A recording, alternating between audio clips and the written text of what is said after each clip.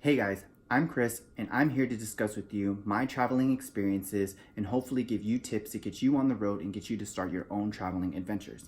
Now, a little bit about me and my experience with traveling is that back in 2014, I took my first solo traveling trip for 6 weeks in Central Europe, and I just have not been able to stop since. Over the last 5 years, I've hit 23 different countries and I am just getting started. So every time when I'm actually abroad or even when I'm home, people always ask me, how do I get to travel so much and how do they get started? So I'm here today in order to give you 3 ways that you can get started on traveling and hopefully get you to hit the road. The first thing you want to think about is your budget. So how much money will you be saving? Will you be using any kind of credit cards or any types of rewards programs? Now, to give you a better idea of how you can determine this budget is priceoftravel.com. Now, this is a good website you want to use to kind of get you an idea of how much you actually need to save in order to get you on the road. It will give you different types of search results, and you can even search the different types of travel destinations from your cheapest to your most expensive. Now, when you're thinking about this for your daily budget, what I usually tend to do is multiply 20% on top of whatever that amount is. The cheapest destination to actually travel to is Hanoi, Vietnam at $18.26 per day. Now, what I would do is say I plan to stay in Hanoi for 5 days.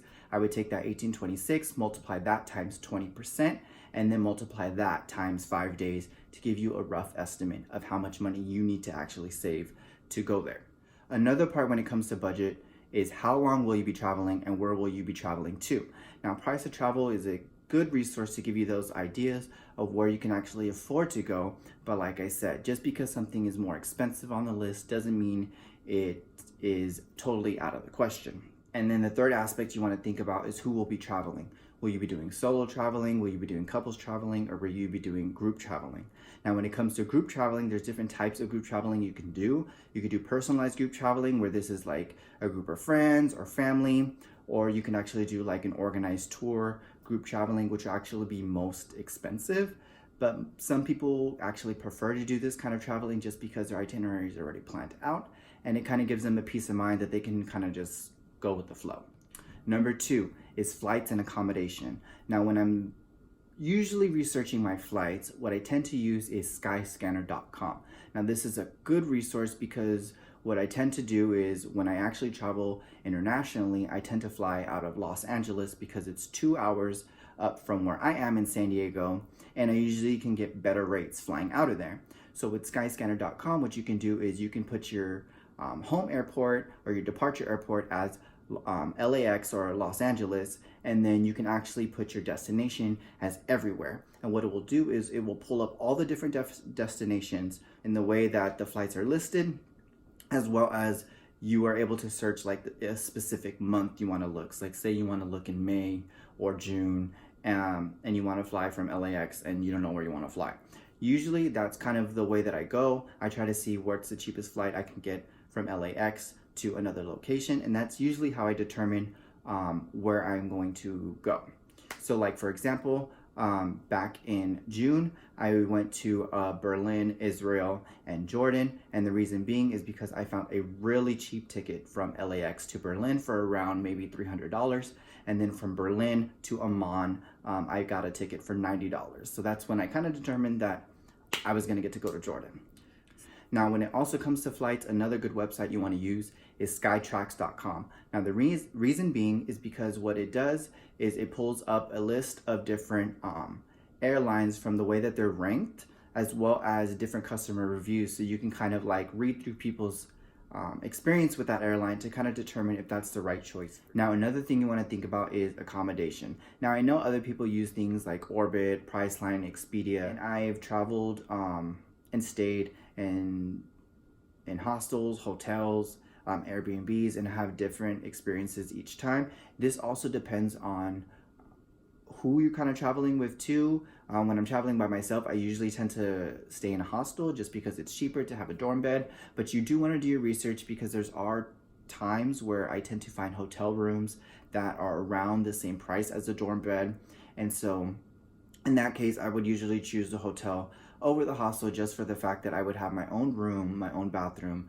and kind of like my own space if the price is not that much of a difference. So what I usually try to do is I try to fly into airports that actually have a metro system hooked up to that airport that will take you into the city. Many of these cities actually have different airports, so when you're looking at those base fares, you want to actually kind of determine where that actual airport is, because it might be one that's actually an hour or two outside of the city, and that's why you're getting a cheaper fare. So you just do want to do your research to make sure that you're getting the right location, but also that you're going to be able to get to your hotel or accommodation from the airport. And I usually try to use the metros because it's usually a better way. But if that's not your cup of tea, you can also do taxis or things like that. But if I am going to hitch a ride, what I usually tend to do is I try to have my hostel or hotel arrange an airport pickup for me, because this kind of gives me peace of mind when I'm flying into a new city, and it's usually not that much different from the price of fare you're going to be paying for a taxi. It might be even less, but also this driver will know where your accommodation is, so you tend to feel a little bit safer than you would just hopping into a taxi, especially if you're by yourself. Also, when you're wanting to book your accommodation, for example, if you're flying into an airport that has a metro station linked up to them, you want to try to get your accommodation maybe around a metro station, just so it's easier to access the airport, as well as it's easier for you to just travel around the city. Number 3, and I cannot stress this enough, is do your research. Now, this is crucial when it comes to planning out a trip and maintaining your budget, but I've done several different trips where I didn't plan anything out. For example, my first solo trip, my 6 weeks in Central Europe, I planned nothing out except for my flight into Berlin, my flight home from Berlin, and my accommodation in Berlin for those first 3 nights. After that, I had nothing else planned. I knew that I wanted to go to Turkey, so Istanbul from Berlin. I wanted to do this by buses, but when I actually flew into Berlin, I just love the city so much. So halfway through my trip, after going to Budapest, I decided to turn back around and spend 2 more weeks in Germany before flying back home. So it can be done. I tend to spend a little bit more when I don't plan anything out. My last trip as well, I didn't even have all my accommodations booked up until like a month or less before I actually left, and I didn't have anything planned except for seeing Petra in Jordan. So besides that, I was just kind of going with the flow. So again, you want to think about with your money situation. How much money will you be taking? Will you be using any credit cards? And when you do this, you want to make sure that you're contacting your bank or your credit cards and making sure that they know that you're actually going to be traveling, because you don't want to be traveling and then get stuck with your card getting flagged, and then you're trying to call your bank or your credit card internationally, and then it's just a big headache. So you want to make sure you're doing all that planning ahead of time, paying all whatever bills you need to pay, because life still goes on. So when you're doing that planning and you're thinking about locations and sites and things to do, another website I like to use, and it's also an app, is tripomatic.com. Now what you can do with this, it kind of opens up like Google Maps, but it kind of like maps out all these different locations of different sites, monuments, shows, restaurants, different things you can do for free. And then you can kind of even map out your daily itinerary.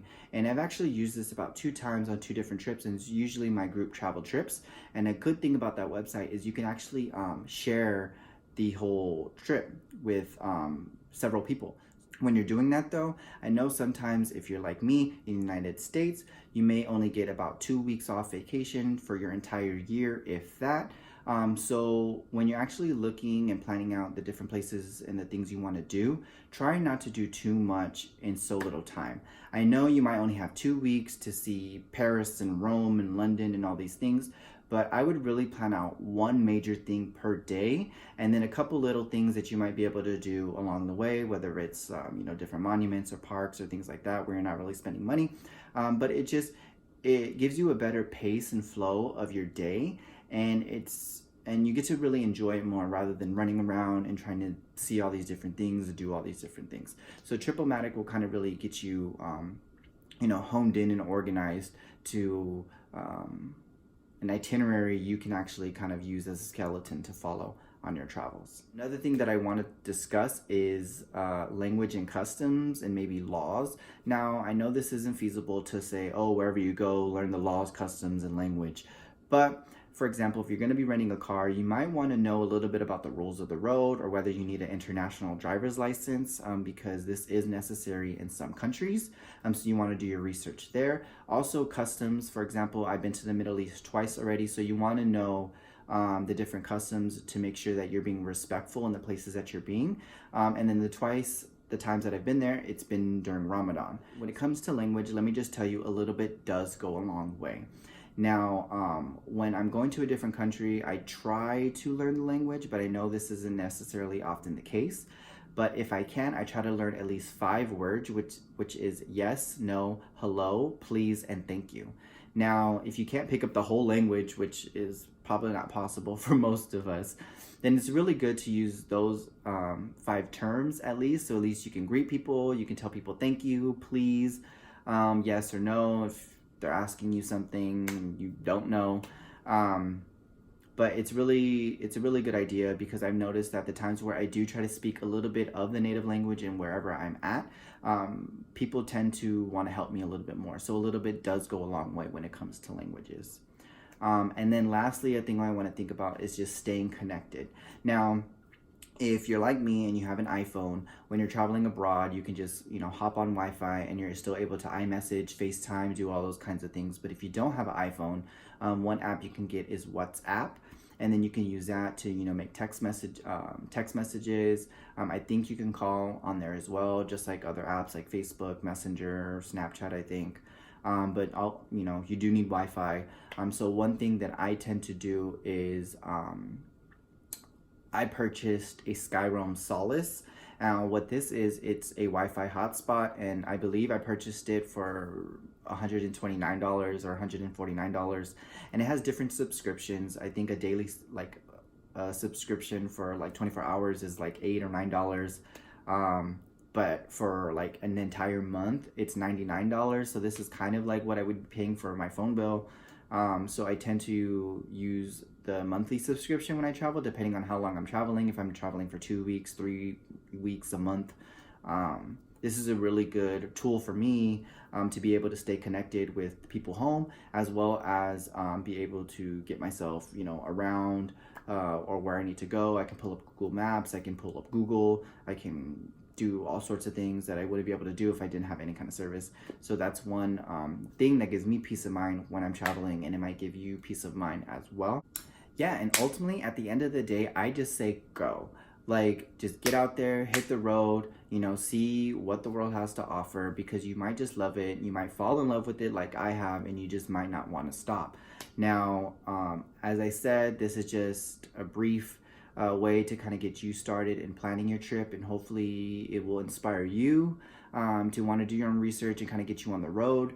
But if there's any other kind of questions, comments, concerns, things you want to talk about more, want me to discuss, different trips that I've done, go ahead and leave a comment below, ask a question. So until next time, see you guys around.